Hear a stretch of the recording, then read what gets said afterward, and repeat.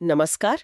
आज हम एक ऐसी शख्सियत के जीवन और विचारों की गहराई में उतर रहे हैं जिनका नाम भारतीय इतिहास में बहुत सम्मान से लिया जाता है। जी।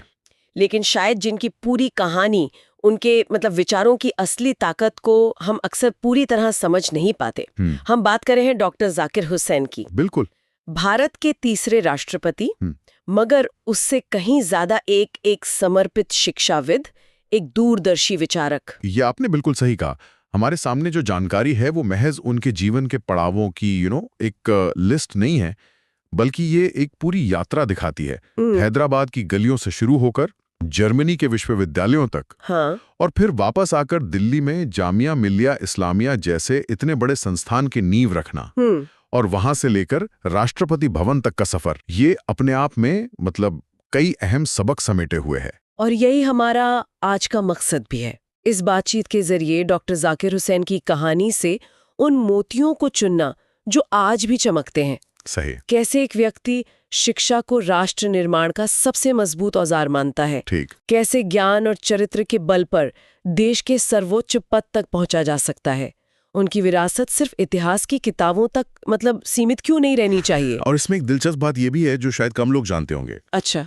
कि जब वे राष्ट्रपति बने तब तक वो शिक्षा जगत में दशकों का अनुभव हासिल कर चुके थे। हाँ, ये महत्वपूर्ण है। जर्मनी से अर्थशास्त्र में डॉक्टरेट की डिग्री लेकर वापस आना और फिर पूरी तरह से एक नए मतलब बिल्कुल राष्ट्रीय मूल्यों पर आधारित विश्वविद्यालय के निर्माण में जुट जाना, ये अपने आप में एक बहुत बड़ा फैसला था उस वक्त। हाँ, तो यहीं से शुरू करते हैं।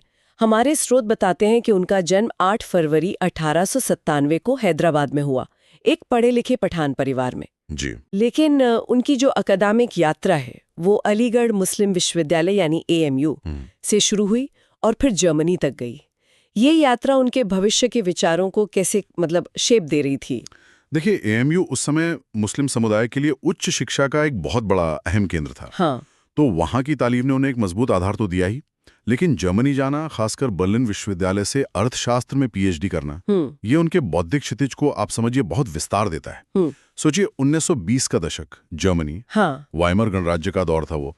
बौद्धिक और सांस्कृतिक रूप से कितना उथल पुथल भरा समय था। सही। तो वहां रहकर उन्होंने न सिर्फ अकादमिक ज्ञान हासिल किया, बल्कि पश्चिमी शिक्षा प्रणालियों को, उनके दर्शन को, उनके समाज पर पड़ने वाले असर को भी बहुत करीब से देखा। और ये अनुभव शायद उन्हें भारतीय शिक्षा के लिए एक नया नजरिया दे रहा था। बिल्कुल। और जो बात सबसे ज्यादा प्रभावित करती है वो ये कि इतनी प्रतिष्ठित डिग्री, विदेश में रहने का अवसर, इसके बावजूद उन्होंने भारत लौटने का फैसला किया।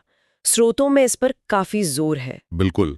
और यही उनकी असाधारण प्रतिबद्धता को दिखाता है। देखिए, वे चाहते तो जर्मनी में ही एक बहुत आरामदायक अकादमिक करियर बना सकते थे, आसानी से। हाँ, लेकिन उनके मन में अपने देश के लिए कुछ करने की एक तीव्र इच्छा थी, खासकर शिक्षा के क्षेत्र में। वो महसूस कर रहे थे कि भारत को एक ऐसी शिक्षा प्रणाली की जरूरत है जो आधुनिक ज्ञान तो दे, लेकिन साथ साथ भारतीय मूल्यों, संस्कृति और राष्ट्रीय आकांक्षाओं को भी मजबूती दे।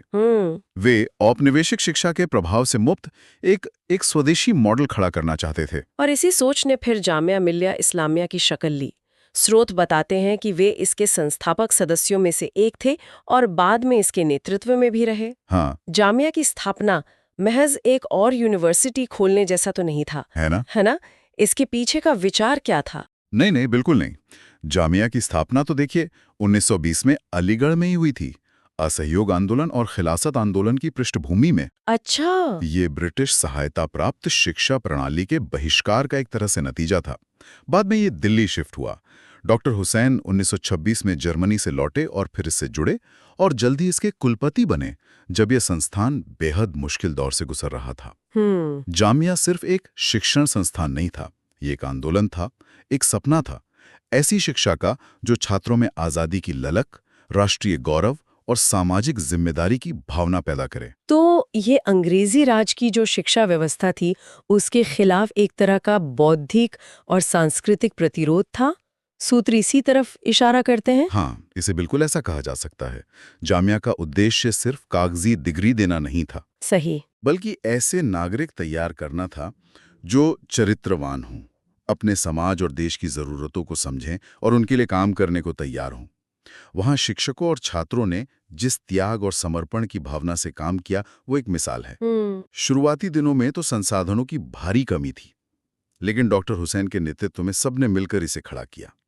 उन्होंने खुद बहुत बहुत कम वेतन पर काम किया और दूसरों को भी प्रेरित किया। वाह। ये शिक्षा के प्रति उनकी जुनून और राष्ट्र सेवा की भावना का एक जीता जागता प्रतीक है। यहाँ एक बात और सामने आती है, उनका ये मानना कि शिक्षा का असल मकसद चरित्र निर्माण है। जी बिल्कुल। स्रोतों में उनका एक प्रसिद्ध कथन बार बार आता है, राष्ट्र की सेवा करने का सबसे अच्छा तरीका ज्ञान और चरित्र के माध्यम से है। जी। ये सिर्फ कहने की बात थी या उनके काम में भी ये चीज झलकती थी? नहीं, ये उनके जीवन का आप कह सकते हैं मूल मंत्र था। जामिया में उन्होंने इसी सिद्धांत को लागू करने की कोशिश की। अच्छा। शिक्षा को सिर्फ किताबी ज्ञान तक सीमित ना रखकर उसे रोजमर्रा की जिंदगी से, नैतिकता से, सामाजिक सरोकारों से जुड़ा। वे मानते थे कि सच्ची शिक्षा इंसान को अंदर से मजबूत बनाती है। और ये सिर्फ जामिया तक ही सीमित नहीं रहा। बाद में जब वे 1948 में अलीगढ़ मुस्लिम विश्वविद्यालय के कुलपति बने, हाँ, एएमयू के, जी, तो वहां भी उन्होंने अकादमिक स्तर को ऊंचा उठाने के साथ साथ नैतिक मूल्यों पर बहुत जोर दिया। और ये दिलचस्प है कि जिस संस्थान से उन्होंने खुद पढ़ाई की थी, बाद में उसी का नेतृत्व करने का अवसर उन्हें मिला। सही बात है। कुलपति के तौर पर एएमयू में उनका योगदान क्या खास रहा? क्या वहां उन्होंने जामिया वाले अपने अनुभवों का इस्तेमाल किया? स्रोत इस बारे में क्या बताते हैं? हाँ, एएमयू में उनका कार्यकाल भी काफी महत्वपूर्ण माना जाता है। देखिए, आजादी के बाद का वो मुश्किल दौर था। विभाजन की छाया थी। हाँ, माहौल तनावपूर्ण रहा होगा। बिल्कुल। ऐसे में उन्होंने विश्वविद्यालय को स्थिरता देने, उसके सेक्युलर चरित्र को बनाए रखने और एकेडमिक उत्कृष्टता पर ध्यान केंद्रित करने का बहुत अहम काम किया। उन्होंने कई नए विभाग शुरू करवाए, शोध को बढ़ावा दिया। तो यहाँ उनका प्रशासनिक कौशल और शैक्षिक दूरदर्शिता दोनों देखने को मिलती हैं। वो एक तरह से पुल बनाने वाले व्यक्ति थे, संवाद में विश्वास रखते थे।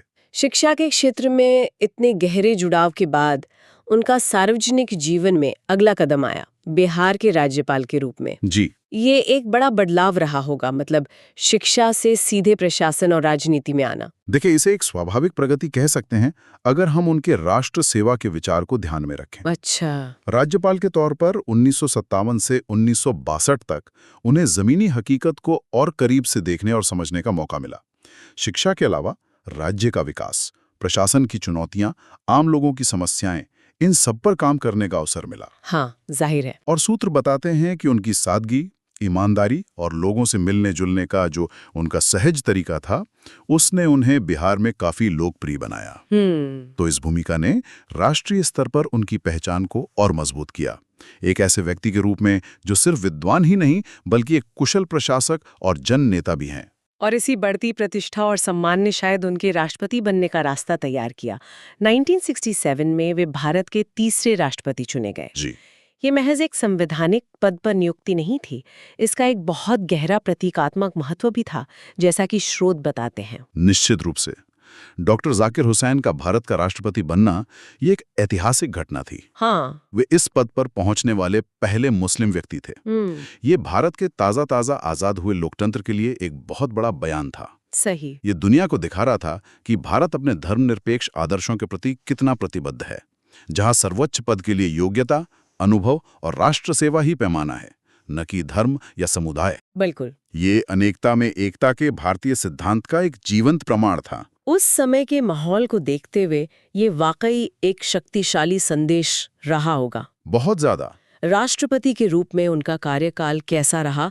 हालांकि सिर्फ 2 साल का ही रहा। हाँ, उनका कार्यकाल दुर्भाग्यवश छोटा रहा, मई 1967 से मई 1969 तक। लेकिन इस छोटी सी अवधि में भी उन्होंने राष्ट्रपति पद की गरिमा को बनाए रखा। वे जनता के राष्ट्रपति कहलाए। अच्छा। राष्ट्रपति भवन को उन्होंने आम लोगों के लिए अधिक सुलभ बनाने की कोशिश की। वे लगातार शिक्षा, कला और संस्कृति के महत्व पर जोर देते रहे।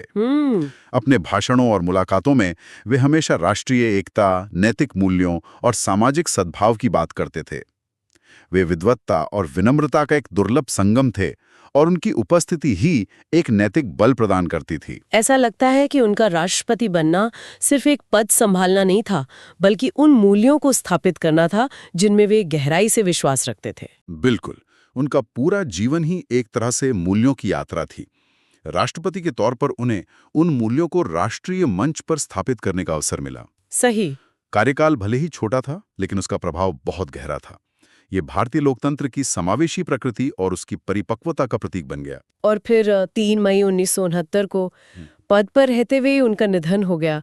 ये देश के लिए यकीनन एक बड़ा आघात था। हाँ एक ऐसा नेता चला गया जिसने शिक्षा को राष्ट्र निर्माण की नींव माना था। हाँ, उनका निधन वाकई एक युग का अंत था। एक ऐसा व्यक्ति जिसने अपनी पूरी जिंदगी ज्ञान अर्जित करने और उसे बांटने में लगा दी। जिसने जामिया जैसा संस्थान खड़ा किया, जिसने एएमयू को नई दिशा दी, जिसने राज्यपाल के तौर पर सेवा की और जो अंत में देश के सर्वोच्च पद तक पहुंचा। वो भी अपनी विद्वत्ता, चरित्र और सेवा भावना के बल पर। वे अपने पीछे एक ऐसी विरासत छोड़ गए जो सिर्फ इमारतों या संस्थानों में नहीं बल्कि विचारों में जिंदा है। श्रोता उन्हें एक सच्चा शिक्षक, एक महान नेता और आने वाली पीढ़ियों के लिए प्रेरणा स्रोत के रूप में याद करते हैं। अगर हम उनकी पूरी कहानी को देखें तो आज के दौर के लिए सबसे महत्वपूर्ण सबक क्या निकलते हैं? मेरे ख्याल में कई सबक हैं। हाँ। पहला तो शिक्षा का वास्तविक अर्थ क्या है। हाँ। डॉक्टर हुसैन की नजर में शिक्षा सिर्फ रोजगार पाने का साधन नहीं थी, बल्कि बेहतर इंसान बनने, जिम्मेदार नागरिक बनने और समाज के प्रति अपने कर्तव्यों को समझने का माध्यम थी। जी। आज जब शिक्षा का इतना व्यवसायीकरण हो रहा है, ये विचार बहुत प्रासंगिक है। बिल्कुल। और दूसरा ज्ञान और चरित्र का अटूट रिश्ता। वो मानते थे कि बिना चरित्र के ज्ञान खतरनाक हो सकता है। जी। सार्वजनिक जीवन में ईमानदारी, सत्यनिष्ठा, सादगी, ये मूल्य आज कितने जरूरी हैं, हम सब जानते हैं। हाँ, ये बात तो है। और शायद तीसरा सबक है राष्ट्र सेवा का मतलब। हाँ। उन्होंने दिखाया कि राष्ट्र सेवा सिर्फ सीमा पर लड़ना या राजनीति में ऊंचे पद पाना ही नहीं है। सही कहा। शिक्षा के माध्यम से अच्छी नागरिक बनाकर, मूल्यों को स्थापित करके भी राष्ट्र की उतनी ही बड़ी सेवा की जा सकती है। आपने बिल्कुल सही पकड़ा। जामिया की स्थापना से लेकर राष्ट्रपति भवन तक उनकी पूरी यात्रा इसी बात का प्रमाण है। वे लगातार इस बात पर जोर देते थे कि असली विकास सिर्फ आर्थिक या भौतिक नहीं होता, बल्कि नैतिक और बौद्धिक विकास भी उतना ही, बल्कि शायद उससे ज्यादा महत्वपूर्ण है। उनका जीवन हमें सिखाता है कि कैसे अलग अलग भूमिकाओं में रहते हुए भी अपने मूल सिद्धांतों पर कायम रहा जा सकता है। तो इस पूरी बातचीत का सार ये है कि डॉक्टर जाकिर हुसैन को सिर्फ भारत के तीसरे राष्ट्रपति के तौर पर याद करना उनकी विरासत के साथ न्याय नहीं होगा। कतई नहीं, बिल्कुल नहीं। वे सबसे पहले और सबसे महत्वपूर्ण एक समर्पित शिक्षाविद थे। हाँ। जिन्होंने भारतीय शिक्षा को एक नई दिशा देने की कोशिश की। वे एक ऐसे सार्वजनिक व्यक्ति थे जिन्होंने राजनीति में भी नैतिकता और शुचिता के ऊंचे मानक स्थापित किए। और हाँ, वे एक ऐसे राष्ट्रपति थे जिन्होंने भारत की धर्मनिरपेक्ष और समावेशी पहचान को मजबूती दी। उनकी कहानी विद्वत्ता, सेवा और अटूट देशभक्ति की कहानी है। उनकी विरासत वाकई बहुआयामी है। शिक्षा, नेतृत्व, चरित्र, राष्ट्र सेवा, धर्मनिरपेक्षता, ये सब उनके व्यक्तित्व में जैसे समाहित थे। हाँ, और ये सब उन्होंने बड़ी विनम्रता और सादगी के साथ किया। उनमें सत्ता का कोई अहंकार नहीं था, बल्कि ज्ञान की गहराई थी और सेवा का भाव था। ये चीजें उन्हें आज भी बहुत खास बनाती हैं। चलिए, अब अंत में उस सवाल पर आते हैं जो ऐसी गहरी चर्चाओं के बाद अक्सर मन में उठता है। जी। डॉक्टर जाकिर हुसैन का जीवन और उनके आदर्श आज के भारत के लिए क्या मायने रखते हैं?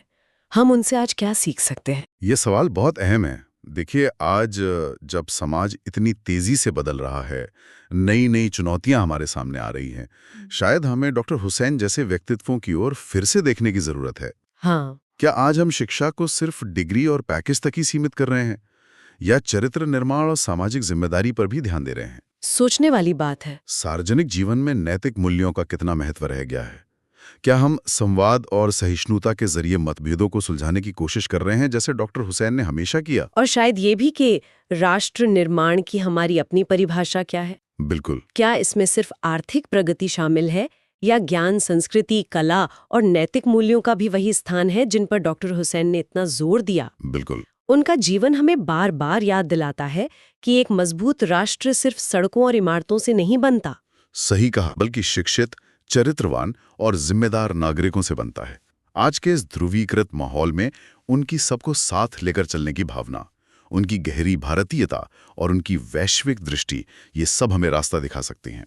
तो डॉक्टर जाकिर हुसैन की कहानी महज अतीत का किस्सा नहीं है, बल्कि भविष्य के लिए एक तरह की रोशनी है। निश्चित तौर पर ये एक ऐसे व्यक्ति की कहानी है जिसने साबित किया कि ज्ञान की शक्ति, चरित्र की मजबूती और सेवा की भावना से लैस होकर कोई भी व्यक्ति राष्ट्र के इतिहास पर अपनी अमिट छाप छोड़ सकता है। वाकई एक असाधारण जीवन और बहुत ही प्रेरणादायक विरासत। इस गहरी और विस्तृत चर्चा के लिए आपका बहुत बहुत धन्यवाद। धन्यवाद।